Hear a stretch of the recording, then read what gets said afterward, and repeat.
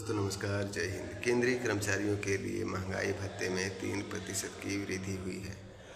दोस्तों महंगाई भत्ते में वृद्धि हुई है। केंद्रीय कर्मचारियों और पेंशनर के लिए महंगाई भत्ते डीए में 3% की वृद्धि की घोषणा की गई है। यह बढ़ोतरी 1 जनवरी 2025 से लागू होगी और इसके लिए देरी से होने वाले महीने का एरियर कर्मचारियों के खाते में जल्द आएगी। दोस्तों महंगाई भत्ते में संशोधन हो गया है। देखिए क्या है इसका आंकड़ा। दोस्तों महंगाई भत्ते में वृद्धि को लेकर कई आंकड़े सामने आए थे, जिसमें 2%, 3% और 4% की बढ़ोतरी की चर्चा थी। अब सरकार ने 3% की वृद्धि को अंतिम रूप दे दिया है। यह निर्णय all India consumer price index AICPI के आंकड़ों के आधार पर लिया गया है।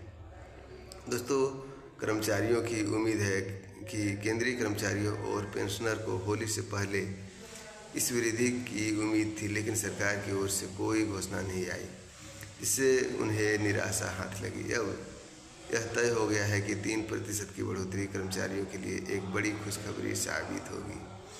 महंगाई भत्ते में सालाना होता है संशोधन। दोस्तों महंगाई भत्ते में साल में 2 बार संशोधन किया जाता है।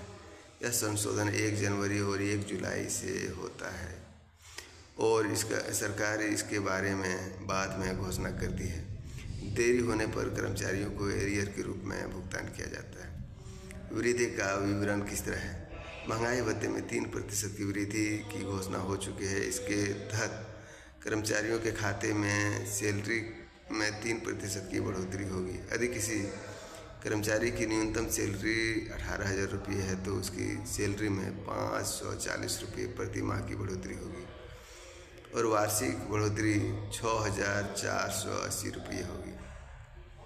पिछले साल की तुलना कितना हुआ था वृद्धि।